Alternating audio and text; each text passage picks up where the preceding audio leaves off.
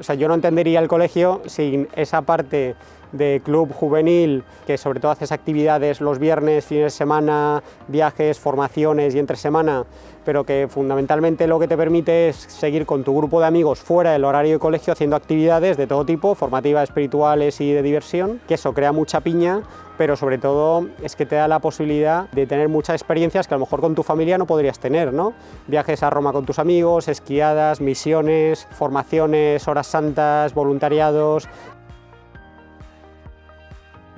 Cuando te ves que tienes que empezar a hablar con gente, buscar inversores, con clientes, ahí es cuando te das cuenta de que esas habilidades que aprendiste en el colegio cuando te obligaban a hacer o te pedían que declamases una poesía o que dieses alguna presentación en público en la clase, en el Club Faro te pedían que dieses una charla o una formación o incluso que leyeses o cantases en misa, pues ese tipo de cosas iban curtiendo poco a poco, pues no tener vergüenza, ser capaz de mirar a los ojos, ser capaz de tener una conversación normal. Entonces, ese tipo de cosas son las que luego te das cuenta de que son súper útiles y las adquiriste durante la época de formación en el colegio, que a lo mejor en su momento no las valorabas, no sabías para qué te iban a servir, ¿no?